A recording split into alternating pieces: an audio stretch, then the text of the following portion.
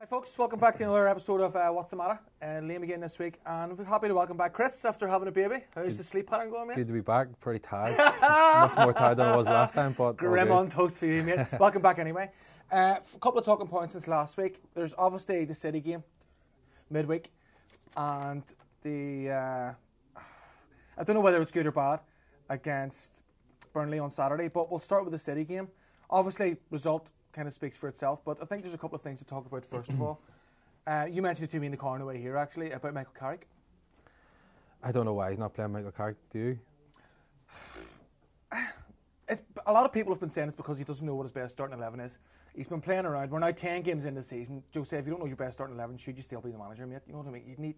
You should know that if you see these guys day in, day out on the training ground, you need to know who your best team is. I think Michael Carrick should be in there.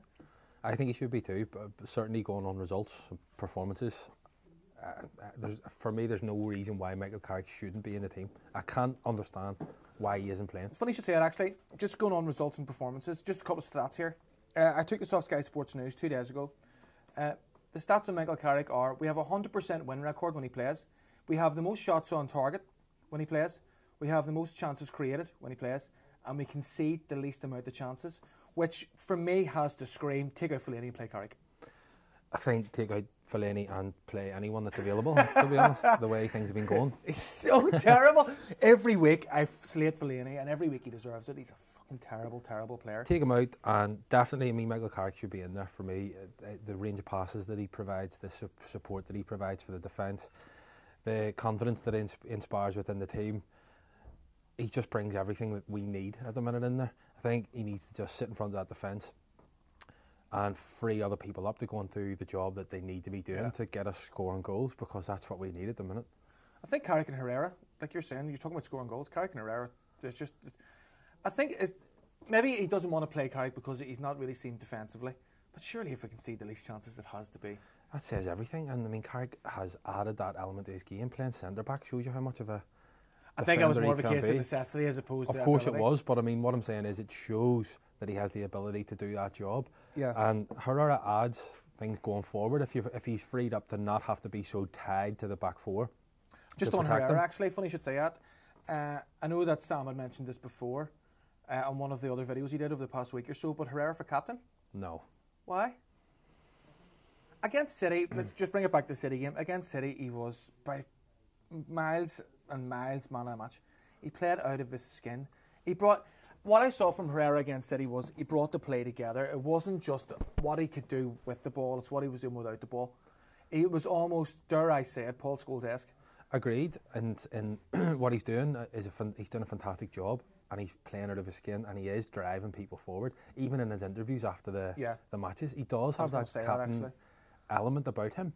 But under the same rationale, you would be saying last season, was Rashford a captaincy contender whenever he was playing out of his skin for a few games last season? That's a different Do you know what I mean? Rashford wasn't galvanising the team, and he wasn't being able to conduct interviews. He was. He was. Shouting at people off the ball and all. Well, he was galvanising the team in his performances. He was leading by example. I don't know. Rashford's 19. How old's Ferreira? 23, 24. But what I don't think Rashford should be captain. I'm not saying that. What I'm saying is, under the rationale that people are using to put Herrera forward as a captaincy contender, Rashford and any other player that has a good spell in the team would be a captaincy contender. I don't think so. I think to be a captain, you have to have been around for a lot longer than Herrera has been. And when Herrera has also been there, he hasn't been a regular up until now. So I don't think someone can come into the team. Look at Victor Moses for Chelsea. He's been there for how many years and hasn't had a go, and now he's been playing out of his skin since the start of the season. He's no John Terry for captaincy, is he? You know, I mean, he's not got the same aura about him as John Terry would around the club. I think it's only a matter of time before Herrera steps up. I don't think there's anyone else to do it at the minute. It looks like, well, if you believe the rumours, the Rooney's on his way out, or maybe back to Everton, if you believe the rumours. Hopefully, fingers crossed. I still think he's got a lot to offer. We'll not go into the Rooney debate again. We'll not go into that. But without Rooney, the captaincy's up for debate, and I think Herrera has to throw his name in the hat. He has to. He's the only. Well, for me personally, he's been first name in the team sheet pretty much every game, and he's young enough and fit enough, and I think he has a decent set of morals and decent set of morals. Well, mate, no. See, you laugh, right? But a lot of look at Terry with Chelsea. Terry has a great set of morals. That's what I'm trying to say. And he lost the England captaincy, didn't he, as well, because he's a fucking idiot. And just the whole family's just generally dickheads. And we'll not get into John Terry, but yeah, morals and football and brains. And you have to be. You're almost an idol to be Man United captain, aren't you? The kids are going to look up to you and all sorts. Yeah, but I think Herrera has that about him. But the last time I was on here, this is the point that I made: is we're lacking leaders. We're lacking regular leaders since the likes of Ferdinand and Vidic have disappeared from the club, and those a lot of experience of winning titles and Champions Leagues, it's all disappearing. And once that's all gone, it's very difficult to build that all back up again. And that's obviously why Rooney's still clinging to club and country captaincy, because he's one of the players that has all of those things on his CV. We don't have many other captaincy contenders. I mean, there would be people that would probably suggest the way Ibrahimovic has an aura around the club, he could be a contender for that. And I would be more inclined to agree with that than it would be Herrera. Fair enough. Let us know what you think. I was just playing devil's advocate there. I don't really have an opinion either way, if I'm honest. I just think that it's been mentioned before and it could maybe do having a look at. Just going back to Fellaini. Sorry, I know I always go back to Fellaini. And not having Fellaini in our team against City last Wednesday. I thought we moved forward a lot better. But anyway, back to Fellaini. I heard a story from TalkSport today that David Moyes, Sunderland, is looking for him. Which is bye. Yeah. Don't let the door hit you in the arse on the way out. He's probably cold in his bed up there. He needs someone to sleep. Because we all know David Moyes only signs ex-players, and Sunderland are screaming out for a centre forward. I mean, I wouldn't even think about it. I would be kicking him out the door. Fellaini? Yep. Absolutely. See you later. I see how different our play was last Wednesday without him, and even to a certain extent against Liverpool the week before as well. We played against Liverpool. What game was it? Midweek. Fenerbahce, against Fenerbahce. There has been times whenever I have thought he fits the bill for a Mourinho player, and he has a job that he can do within the squad, particularly from set pieces, but he's terrible. He fits the bill, but he's terrible. He fits the bill in so many different ways. Like, Mourinho likes that big physical player, that big physical presence. It's going to just close up play whenever he needs to be brought on to do that. But the thing that worries me is he's not just performing a role within the squad, he's become a main player. And he's one of the players that are in our squad that I would definitely argue just aren't Man United players. Who else would you argue aren't Man United players? Do we have time? We've got all the time we want. It shows you there's too many players to even talk about. Where's your team? Don't know, but Depay's definitely on that list. How Memphis Depay even qualifies to be allowed to possess legs is beyond me. He just doesn't. Doesn't deserve them. He's not allowed legs. He's so bad he doesn't deserve them. He shouldn't be a football player. I'm joking, but he shouldn't be a football player. Rooney, for me, for a long time now, hasn't been good enough to be a Manchester United player. I just don't think. I think we have too many players of that ilk that just shouldn't be in the squad. Do you think and it's not Mourinho's fault. That comes from successive bad transfer windows, which go back into Fergie's tenure, to be honest. I think this actually goes back to when the Glazers took over. I think that when Fergie was there and the Glazers took over, there were bad transfer windows happening. The players that we were bringing in, remember the centre midfield issue that we had for such a long time under Fergie after the likes of Scholes retired, right? Those transfer windows were happening over a long time, but Fergie's brilliance was holding us up, and the Glazers were so happy to sit back and sit. Yeah, they were happy to sit back and let Fergie do that job and save them millions of pounds. And since he's gone, they've tried to buy their way back, but the likes of David Moyes and Louis van Gaal have bought bad players, and that's built up to the situation. Bought Mata, and Fellaini was a panic buy. I don't think he can really. But he bought Fellaini. All right, Fellaini is enough. That's enough for me. But he bought Mata, and Mata's been brilliant this year. Mata has been brilliant, and don't get me wrong. I'm not saying everything at United is the. I do think you do have a valid point, though. You do, no matter what way you look at it, it's bad transfer windows that's got us this far. Look at the money that's been spent, and look where we are. And I think that's yes, but LVG didn't want to play attack-minded football, did he? He didn't. And I mean, as much as can be said about Mourinho, I know we bought Pogba and brought Ibrahimovic in and whatever, but we didn't have Champions League football.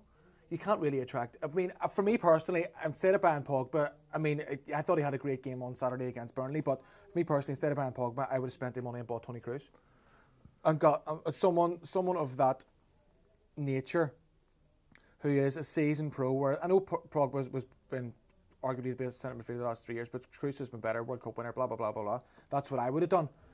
But that to fix the centre midfield problem, but you're not going to get players like that because we didn't have any Champions League football. So I don't really think, like you're saying, I don't think you can blame Flynn. Let us know what you think. I don't think you can blame Mourinho.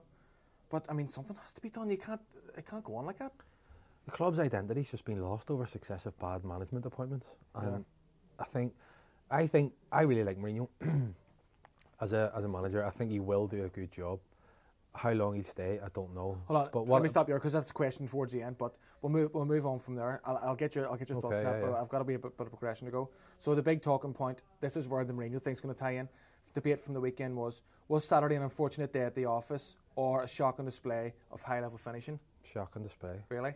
I'm on the other side. No, mate. See, if this was a situation where we were sitting in second or third or even fourth in the league, and that was a bad day at the office, I'd accept that and I'd say, do you know what? Bad days at the office, they happen. No matter who you are, these happen. But there's too many of them happening and there's too many things going wrong that you can't, a team of our level can't be having 30-something shots, 35, whatever it was, shots on goal and not score a goal. How's that happened? How can Ibrahimovic have 12 attempts on goal? Granted, the keeper played out of his skin, but how can a professional football player with the same ball and the same goal size that amateur players play with at the weekend, how can that person, getting paid the money that they are, not put the ball in the net? I can't understand it. I'm on the other side. I've written down some for and against points. You've pretty much went through the against points. Like Tom Heaton, an ex-Man United goalkeeper, got 10 out of 10 in all the papers. When is anyone ever rated 10 out of 10? When? I don't know. The ball just wouldn't go in the goal. He was a magnet. I mean, for the past 2 or 3 weeks, I have been on this show and Social Club, if anyone watches it, as well, slating Mourinho. Why can you not move forward? Why can we not play attack-minded football? And he did it against Burnley. He came out all guns blazing and he had a go at them. And he played Herrera and Pogba in the middle. And I thought he played really attack-minded football. And it was just unfortunate. I mean, he can't do right for doing wrong. He came out and he had a go at them, and it's 0-0. It's an unfortunate result. Sometimes you get days like that. And you're saying we haven't won in 4 games, 4 Premiership games, and we're sitting 8. That's granted, but the previous 2 games he played for draws. He played for a draw against Liverpool. He stood out the stall for 0-0 against Liverpool. Against Chelsea, he did exactly the same thing, but couldn't get back into the game because he played a defence-minded team, and we conceded in the first minute. You know, his tactics were wrong again. Not necessarily wrong. The tactics that he played for points. That's why we're sitting 8th now. I don't think you can't really say that Saturday is a reflection of where we are sitting in the league, because on Saturday we had 36 attempts on goal. I mean, that's, in comparison to the previous 2 weeks, that's unheard of. For me personally, it was a bad day at the office. But you draw at Stamford Bridge and you draw at Anfield. Right? Take out the way he set out the stall, right? That's a different argument altogether. If you look at those 2 results at the end of the season and you look back, you think that's 2 good draws. But you look at the games that we have lost, or the games that we have drawn to teams well below our station in the league, or where we should be in the league. I disagree. How can you say 2 good draws? That, for me, that is not in my vocabulary. You can't. You told me before the Liverpool game you would take a draw. If we had a go, if we opened up the traps, but it doesn't matter. You still got. Of course, it matters. Doesn't? You can't go to Anfield and play for. You can't go to Stamford Bridge and play for a draw. I don't think played we should. For a draw. I'm not saying we should play for a draw, but what I'm saying is, whether he did or he didn't, we still got a draw at Anfield's a good result. Look, I got abused non-stop a couple of weeks ago after the Liverpool match because I basically went off on a rant for 20 minutes on the show about how disgusted I was and whatnot. I was upset, but I wasn't upset. Listen, no matter who you are, a draw at Anfield is a good result. But I was upset the fact that we went out and played for the draw. We have the players to attack them. Why didn't we do it? Well, we did. He played for the draw. Ibrahimovic scores that goal, the chance that he had. Yeah, I think there's 2 more points. I think he's going away from goal and he's trying to head the pack across goal, and that was the one attempt on goal we had the whole game. But he scores it. It's a different story. It's 3 points, no questions asked. But he didn't play for that. They didn't play for it. I think he did. I think Mourinho is in that game. The Chelsea game, we don't know what he said out to do because the game kind of plan went out the window. But against Liverpool, Mourinho wanted to stifle their creativity, stifle their quick passing, break them down and then counter-attack them. But we had no pace up front to counter-attack them with. So we couldn't get in behind their defenders. And not only that, but we didn't cross the ball. We didn't actually do what we were supposed to, or what I assume he wanted them to do, which was cross the ball. We didn't get enough set pieces around the box. But how can we cross the ball if you're playing effectively Rashford against Liverpool, Rashford and Ashley Young as an extra fullback? We practically played 6 in defence. But that's what I'm saying is he wanted the counter-attack. It didn't, for whatever reason, I don't understand, but for whatever reason that didn't happen. And I think a lot of that comes down to the fact that there isn't enough pace up front for players to get in behind. I mean, it works. It's a system that worked.